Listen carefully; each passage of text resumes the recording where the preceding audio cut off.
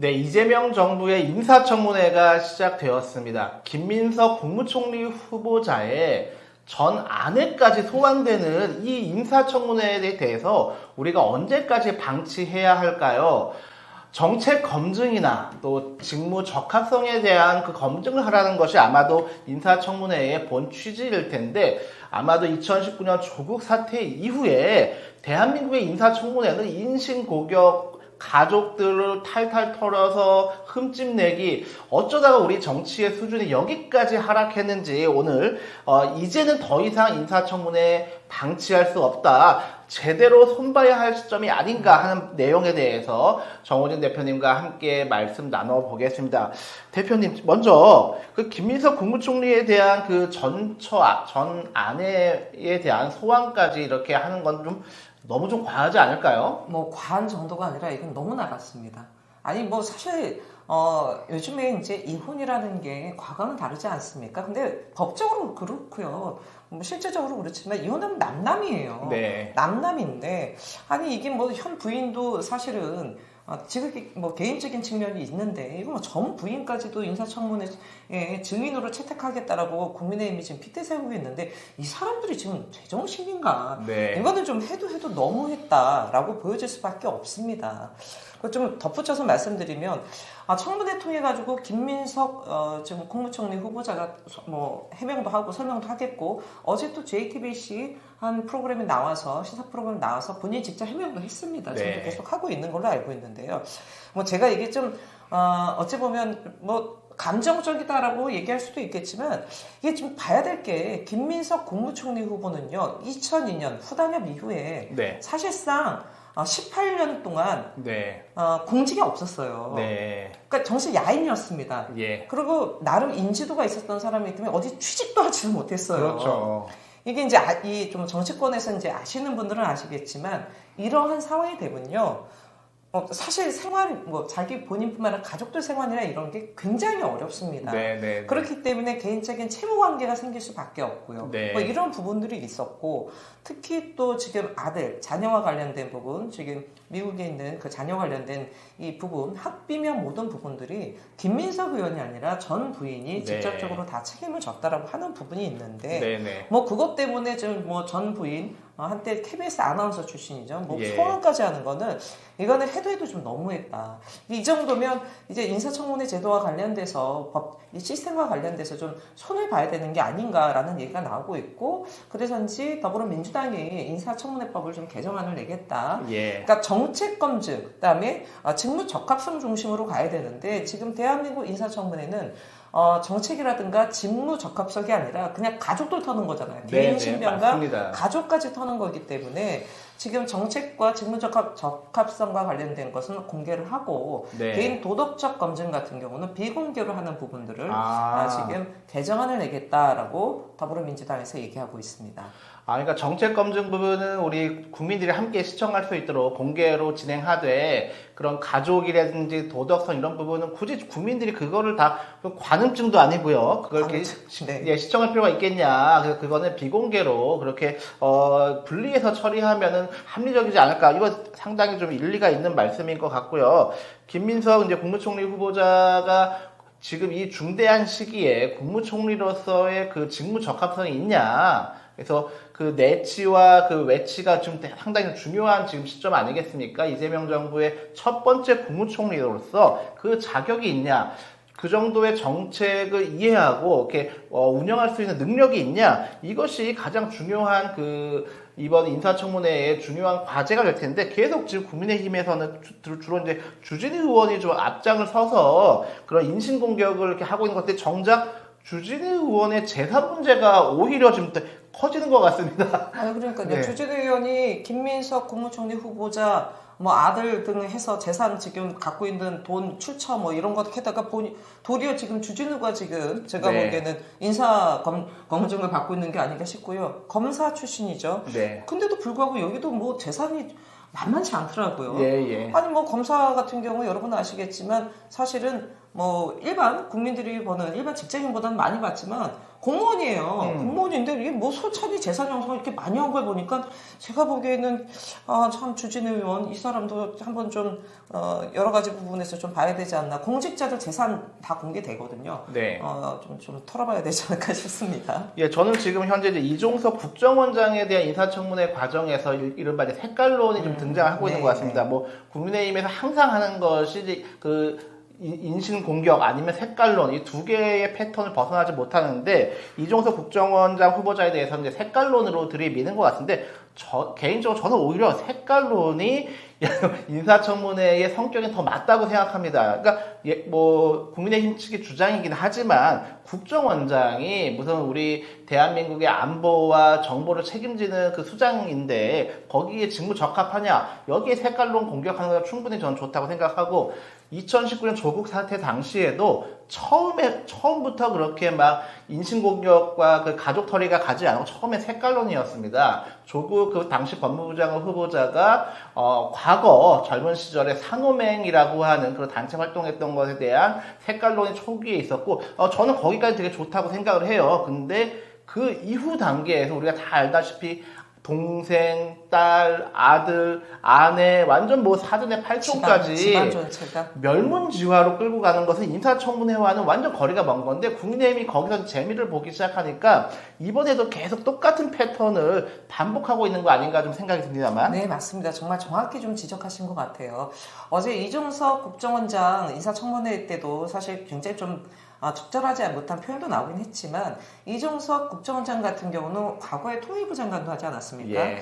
그러다 보니까 또 저희 지금 이재명 정부 내에서 이 외교 안보 라인이 사실은 지금 자주파냐 동맹파냐 해가지고 네. 뭐 위성락 동맹파, 이종석 자중파만 해서 이 균형을 맞춘 거 아니야 이런 얘기도 있는데 네. 사실 이제 그런 맥락에서 이 색깔론 얘기가 나온 거예요. 자주파이기 때문에. 그래서 그런 예를 들어서 인사의 이 적합성 여부를 따지는 측면에 있어서는 그런 정도는 충분히 용인해야 된다고 봅니다.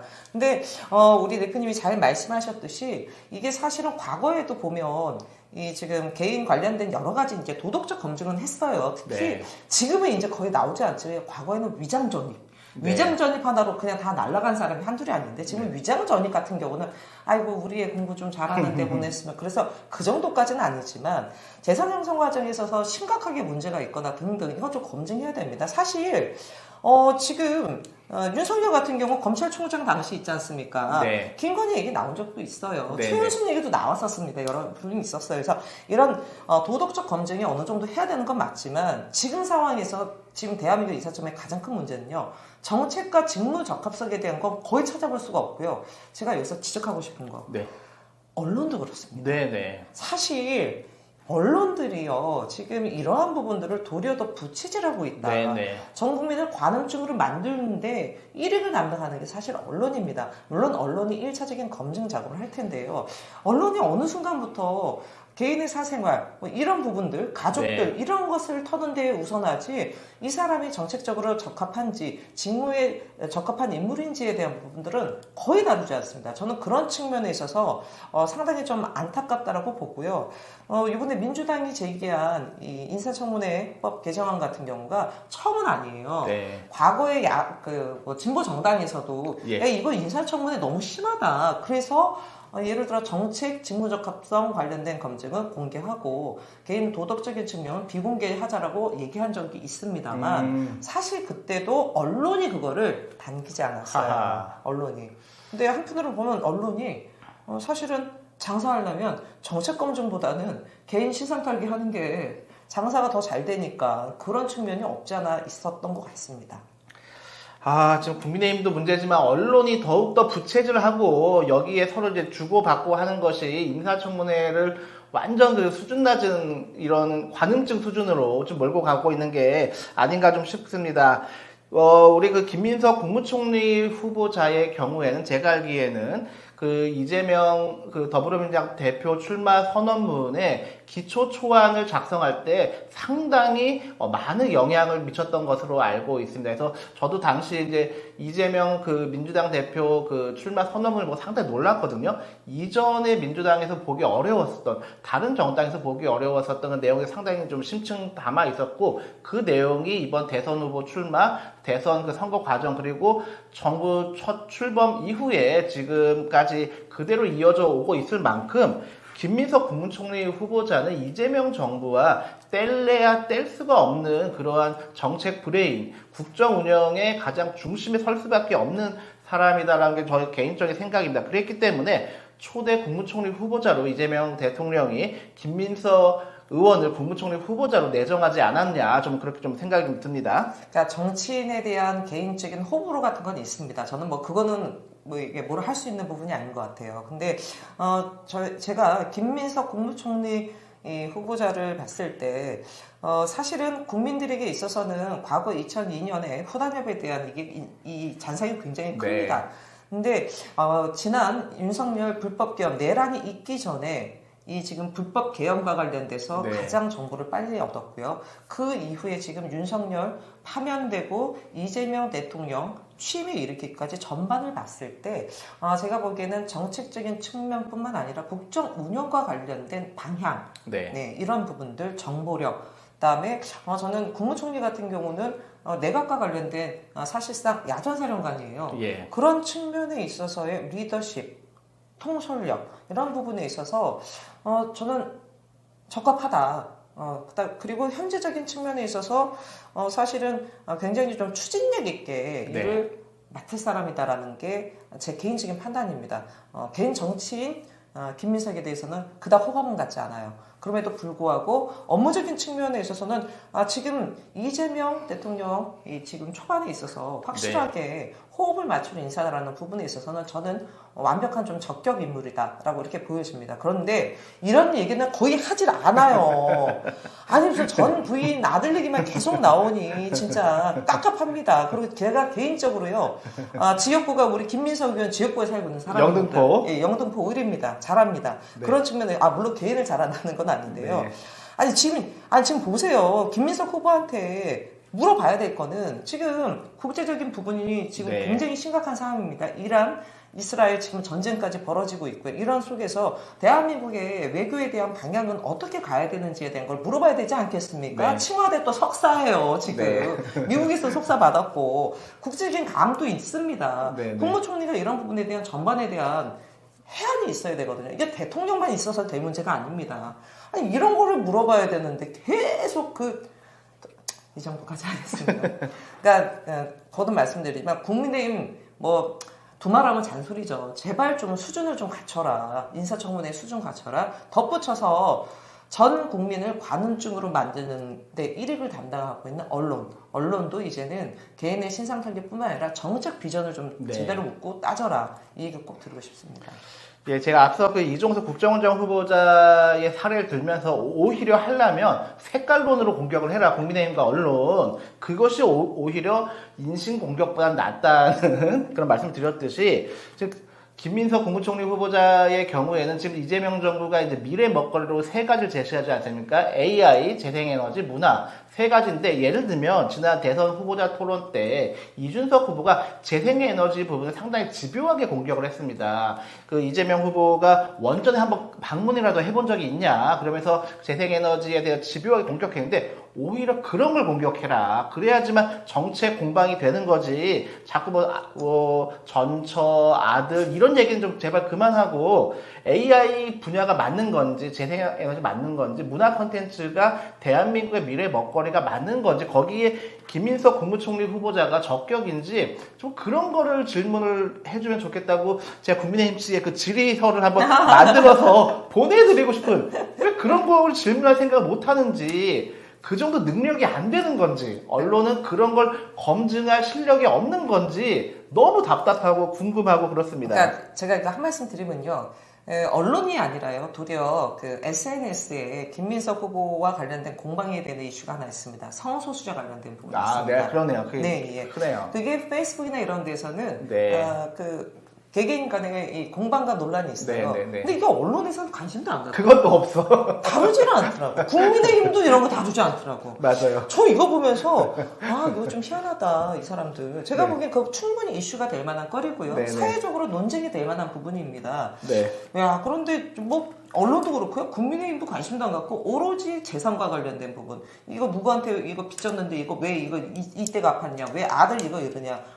칭화대 그 석사 받은 거 맞냐? 뭐 이런 것만 하고 있어서요. 한심한 따름입니다, 진짜. 그 차별금지법 관련돼서 이제 김민석 국무총리 후보자 과거 발언이 과거 발언입니다. 예, 현재 발언이 그 아닙니다. 일부 이제 진보적 인사들 사이에서 상당히 좀 이슈가 되고 있습니다. 저도 예전에 젊을 때 김민석 우리 후보자님을 저도 교회에서 만난 경험이 있습니다. 그 정도로 이제 김민석 후보자가 그 형님이시죠. 김민웅에게 독실한 기독교인으로 알고 있고 아마 본인의 그런 제가 추측컨대 그런 종교적인 입장에서 차별금지법에 대해서 과거 발언이 나왔던 것 같고 오히려 이걸 질의해라. 그것이 그쵸. 이걸 질의를 해야죠. 네. 지금 차별금지법과 관련된 게 지금 언제입니까? 지금 20년이 다 돼갑니다, 지금. 근데 대한민국 차별금지법이 아직까지 통과가 되지 못한 부분이 있고요. 지난번 대선 때도요, 네. 이재명 지금 대통령에게 이 질문이 있었어요. 네네. 근데 이재명 대통령께서 그때 했던 얘기 방향은 맞다. 네. 방향은 맞지만 현재적인 상황에서 좀 고려를 해야 될 지점이 많다. 이런 얘기를 했습니다. 네. 이게 충분히 논쟁적인 부분이 있기 때문에요. 이게 뭐 어느 편이 맞다 이런 거 본인이 생각은 있습니다. 저는 제 입장 분명한 게 있어요. 근데 차라리 이거를 물어보세요. 그래야지 더 생산적이지 않습니까? 이거는 사회적 갈등이라고 생각하지 않고요. 각기 자기가 갖고 있는 내용을 가지고 국민들한테 설득을 하는 거거든요, 사실. 네네. 그러면서 하나의 방향을 맞춰가는 거기 때문에 이런 거를 차라리 물어보지 뭐. 아 정말 진짜 저는 진짜 거듭 말씀드리지만 이미 남남의 전부인을 왜 네. 증인 채택하겠다고 저 악다구니를 쓰는 국민의힘 보면서요. 참 김건희 특검 때나 좀 제대로 좀 그러지. 지금도 김건희 특검 반대하잖아요. 네. 왜 그러겠습니까? 국민의힘 윤핵관들 부인들이 김건희 듀얼백 사다가 바치고 줄 섰던 적이 있었다 하지 않습니까? 네. 다 걸리는 거야 이제. 다 걸렸어.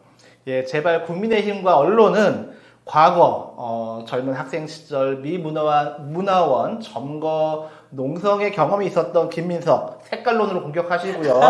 차별금지법에 대해서 과거 발언에 대해서 이거에 대해서 당신의 입장이 뭐냐 이렇게 좀 정책적으로 좀 검증하고 이걸로 비난하려면 공격해라라는 말씀을 드리면서 인사청문회 제도 더 이상 방치할 수 없다. 관음증 수준으로 전락한 인사청문회 이제는 제대로 뜯어 고쳐야 합니다. 오늘 방송 여기서 마치겠습니다. 감사합니다. 감사합니다.